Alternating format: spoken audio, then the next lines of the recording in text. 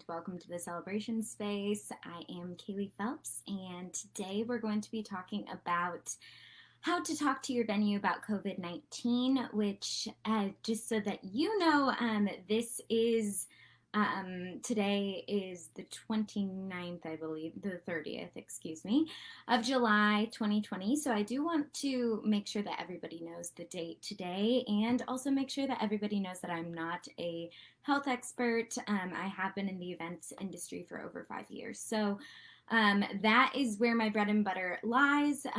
But something that I am seeing, especially living in the Atlanta area and knowing some of the cases are going up, is that a lot of people have canceled events in the spring and in the summer, and some are starting to think about it for the fall. So I wanted to create this video just for people across the line and spectrum of all types of events. So that goes from weddings and bachelorettes and conferences and trade shows to just talk about how to talk to your venue and your vendors about how to reschedule or potentially cancel your event.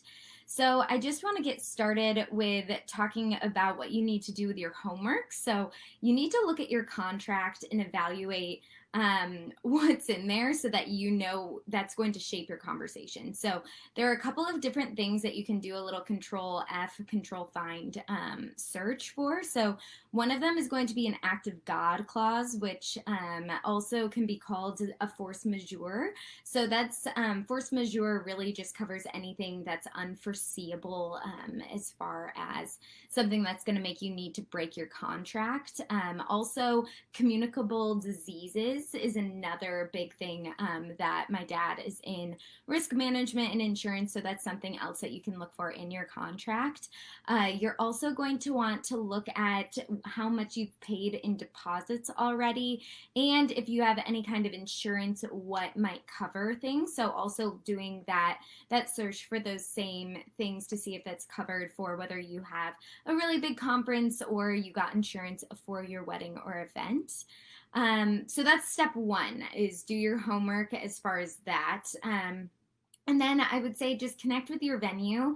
I have been in a lot of different communities where people have been really frustrated because their venue, it's really hard to get a hold of them. And something I want to express just coming from the industry is that a lot of people are going through turnover or reduced hours, or they have, if this is their livelihood and all they do is work with people on their events, you can imagine that they're very busy receiving a lot of requests. And if there is any turnover or account management shifting, there's going to be a lot of different people that you might be working through. So I would say reach out to everyone and make sure that you keep track of it. Your venue is depending on you just as much as you depend on them. So they want to work with you. They want to hear from you. And if you're experiencing some frustration, I would just reach out early and often and keep track of every time that you reach out.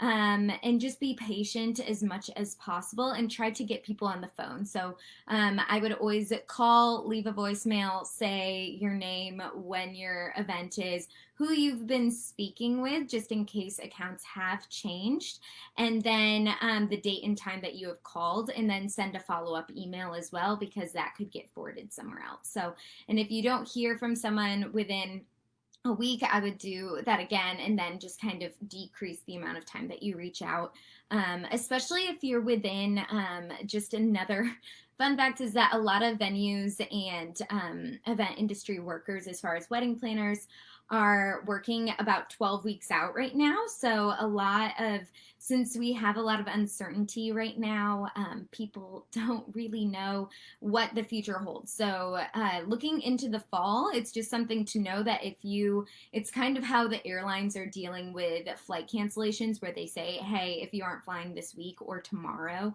please call back at another time. Please try to have some patience with your venues as well. So once you do get someone on the phone, I think that the best thing to do, I know that you're going to be panicked. I know that you're going to want to factor in how to communicate to your own guests and think about your own finances and your own money, but try to ask them first what they're doing as far as COVID-19. So you might have a lot of your questions answered if you just let them speak first to you about what they're doing. So they might say, hey, we have people where we are allowing you to reschedule within 1 year of your contracted event date, or they might say, hey, we're still running events with these protocols with reduced capacity for these rooms, and we can switch you to a different room if you would like to. Something else to really factor in is if you, for example, you are in Georgia, but you're planning a wedding in Michigan, or you're in Alabama, but you're planning an event in Boston, or you're in Atlanta and you're planning an event in Las Vegas. There are going to be different rules right now just based on different areas and where the outbreak is.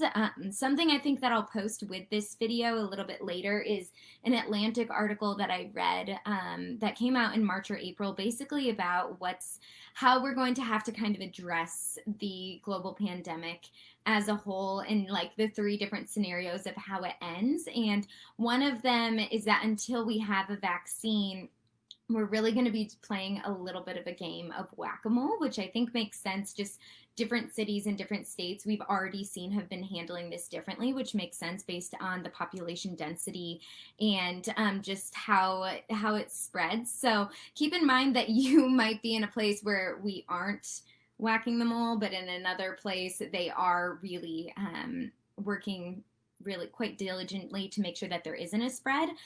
Also factoring in travel for yourself and for the populations that you serve. So if you work primarily with an older demographic, factoring in just their risk, I think is also something that once you hear their protocols, it will educate your understanding and might answer some of your questions, and it'll educate your pivoting and your next moves.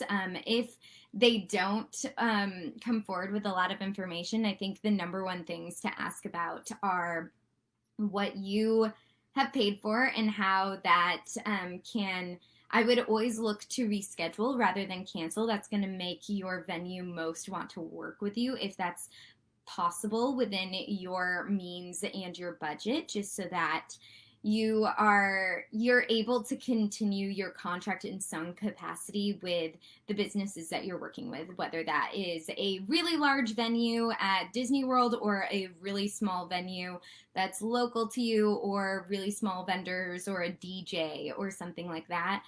Everyone in the events industry is suffering right now, so making sure that you want to try to commit to them as much as possible is really great. If you need to ask, I think asking if you need 50% of your contracted deposit back, or if you need to postpone any payments, I think that's something that you need to look at your contract, refer back to that homework in the beginning and see what options might be, and then really just talk to your venue from a place of, I want to work with you, I want to make this work, I also have these budgetary limitations. So they are also going through their own budget limitations as far as maybe having to let go of staff and figure out how to schedule people. So just being empathetic to that, I think, is huge. And then I would also just see how far out you can reschedule, what dates are available. If you are planning a conference or something bigger, normally you have one person that kind of heads everything up as far as decor and catering, and then there might be a separate AV contact, and just asking like, hey, do I do everything through you, or do I need to contact any other people at that specific venue? And you might have different contracts. Normally it is a different contract as far as AV and that type of situation. But if you're working at a really small venue where you're just talking to someone about renting the space, and you might be talking to someone else about renting the decor or the tables and chairs or all of those essentials, and you might be talking to a florist, and you might be talking to someone else, you will have to talk to each of those different people. So getting your list of questions together, looking at each contract, I think is essential, and also just keeping in mind that something, like I said, I am not a health expert, but given the timeline, I would probably look to reschedule into next summer or next fall, just because with a vaccine coming out, it is going to take some time to get through the population. And yeah, so I'm going to do a whole separate video on some event industry projections, like things that I see coming as far as like plated meals rather than more buffet style. I think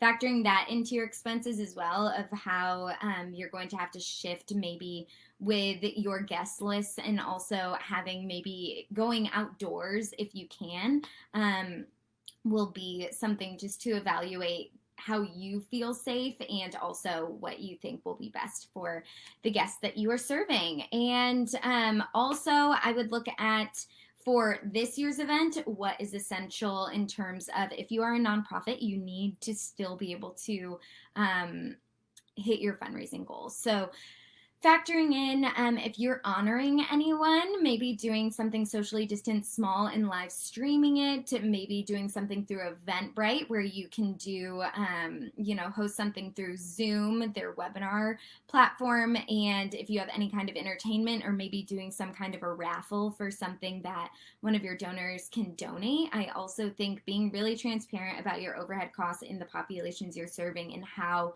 you're doing that through the global pandemic is going to be really great. But looking at what maybe you can do in terms of just virtual versus just in person, and making a blend of those.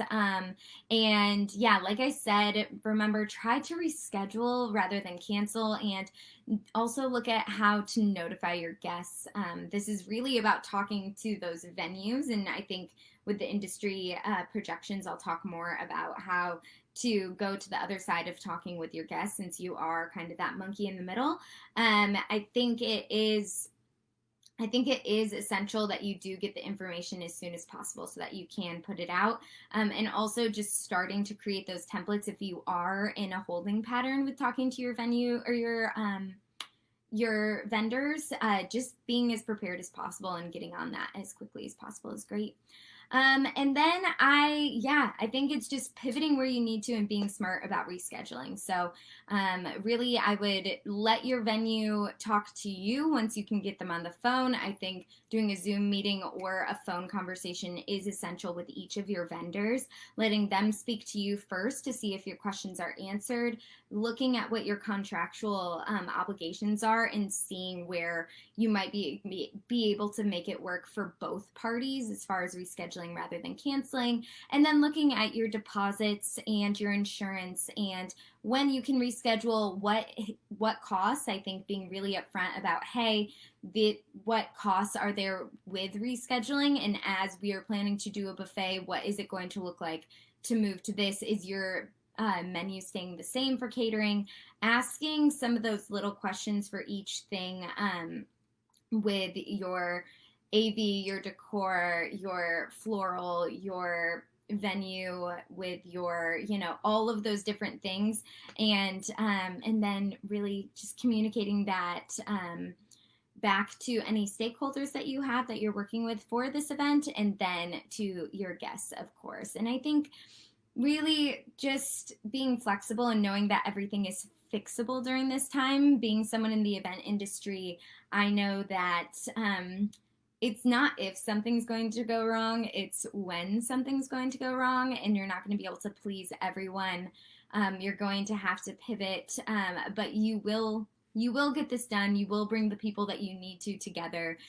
Some of that's going to look like mini monies if you're getting married, maybe getting married now and doing your reception next year, or if you're a nonprofit, just getting together the people that you're honoring, or getting creative with making videos or live streaming something to really engage your audience and do more of a raffle rather than a ticketed seat. And I think if you have any questions, please feel free to reach out to me on the contact page at the Celebration Space. I'm more than happy to help. I've worked a ton of virtual events even before this. So a lot of people, especially I would say universities that are trying to engage with their alumni throughout the country that might not be able to fly in for something.